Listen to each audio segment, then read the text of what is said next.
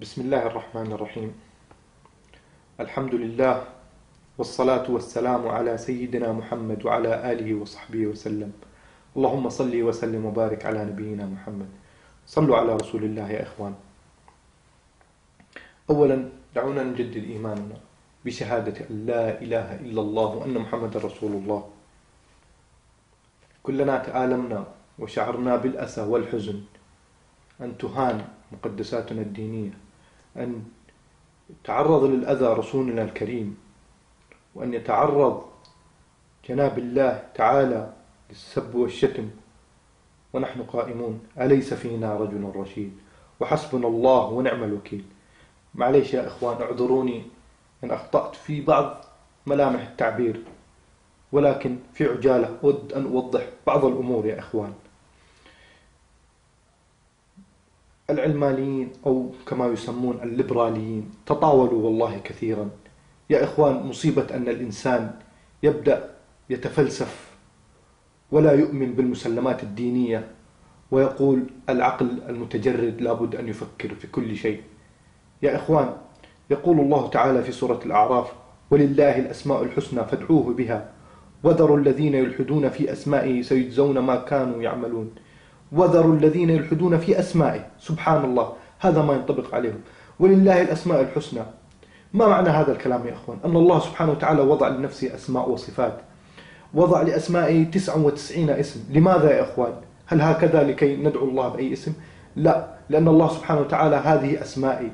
يا بني آدم، لا تخرج باسم يعني من رأسك، يعني لا يأتي أحد من البشر يتفلسف ويضع لله صفة من عنده، كالكاتب سابقا الذي تحدث وقال إن الله والشيطان وجهان لعملة واحدة. الله سبحانه وتعالى وضع صفاته، تأتي أنت بصفة، يعني الله سبحانه وتعالى أنهى الموضوع، وضع لنفسه صفات جلت قدرته، وأنت لست مفوضا أو أفضل من الله تجلى وتعالت قدرته أن تضع لله صفة. من أنت حتى توكل؟ ومن وكلك لأن تضع لله صفة؟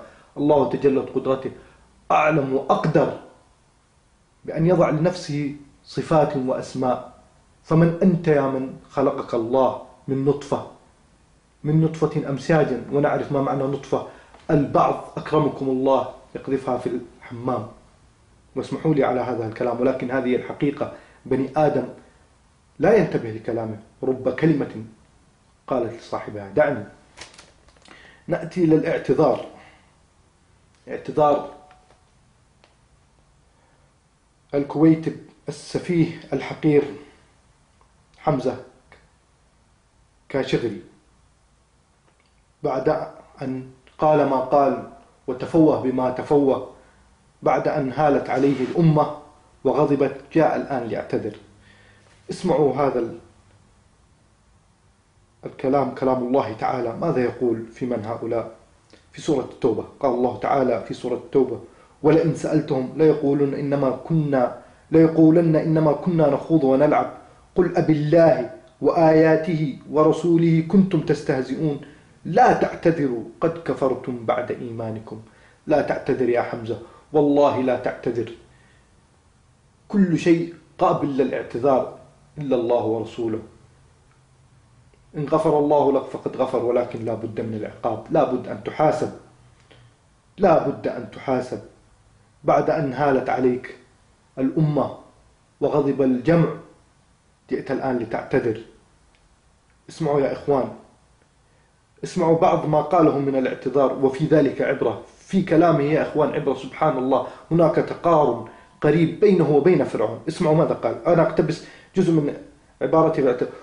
يقول هذا الكويتب: واعتذر لكل من شعر بالإساءة. شعر بالإساءة، لم يقول لكل من أسأت إليه، لكن من شعر. سبحان الله يا إخوان، هو حاله كحال فرعون. انظروا ماذا قال الله تعالى في سورة يونس: وجاوزنا ببني إسرائيل البحر فأتبعهم فرعون وجنوده. بعد قال الله تعالى: أعوذ بالله من الشيطان الرجيم، بسم الله الرحمن الرحيم: وجاوزنا ببني إسرائيل البحر فأتبعهم فرعون وجنوده بغيا وعدوا حتى إذا أدركوا الغرق قال آمنت أنه لا إله إلا الذي آمنت به بنو إسرائيل وأنا من المسلمين.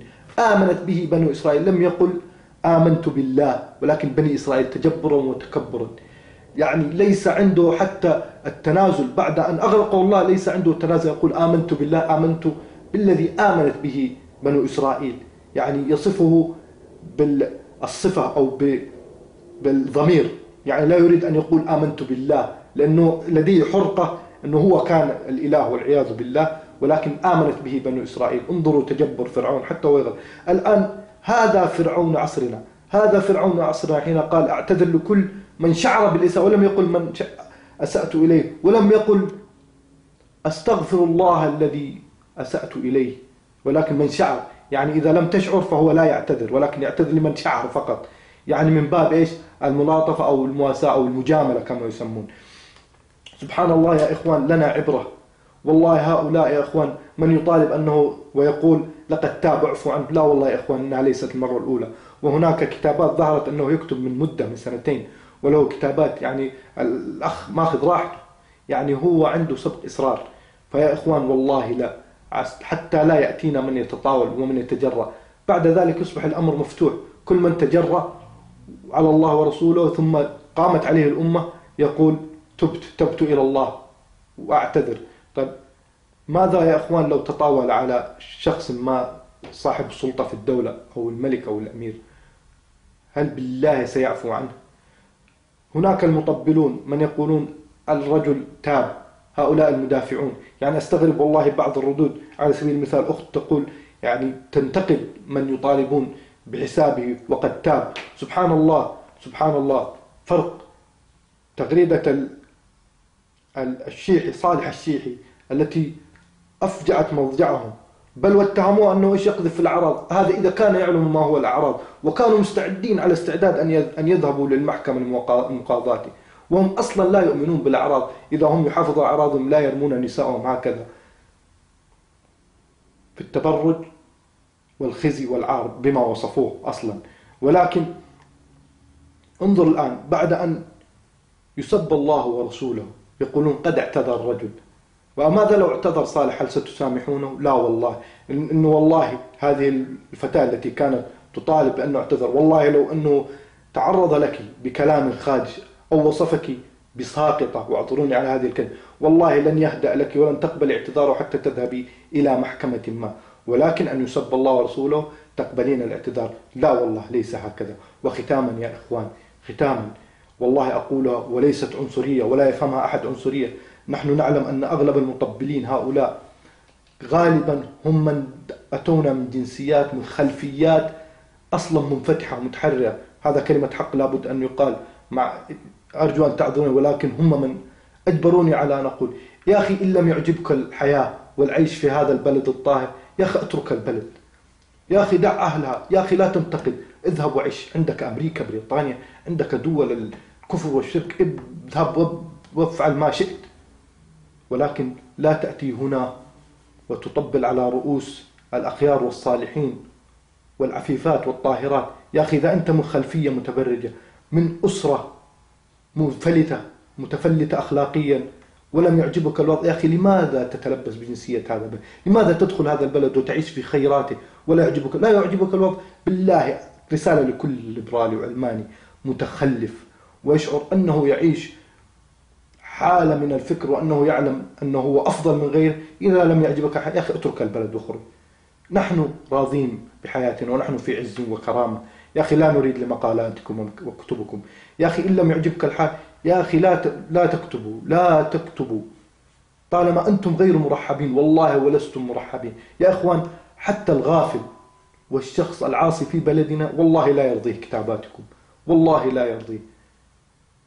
اتركوا البلد. ولست عنصريا والله، ولست أبحث هنا عن عنصرية، ولكن أنتم من أجبرتموني. إن أي شخص لم يعجبه الحال أخرج. فهناك بلاد فاجرة فاسقة تتلقف أمثالكم وتستقبلهم، بل وتستقبلكم بحفاوة وتحتفل بكم. اذهبوا إلى هنا، أما هنا فأنتم لستم مرحبين. واعذروني يا أخوان على الإطالة، وإن كانت هناك أخطاء وزلات فأرجو أن أعتذر منكم على الإطالة يا أخوان. وبالنسبة يا أخوان لعدم ظهوري في الفيديو، لأنه ليس هذا هو مقصدي يا أخوان، وأنا والله ولم يكن لي يوم من الأيام أن أعتقد أني سوف أنزل حتى شيء على قناة اليوتيوب، ولكن والله ما دفعني الغيرة على الإسلام. يهان الله ورسوله ونحن ساكتون. والله يا إخوان، والله تحل بنا مصيبة أو قائمة والله، لكن من غيرتي أردت أن أنبه إخوتي في الله، وأعتذر على إطالتي مرة أخرى، وأسأل الله سبحانه وتعالى أن يهدي الجميع وأن يثبتنا على الخير، إنه سميع مجيب. هذا وصلى الله وسلم على نبينا محمد.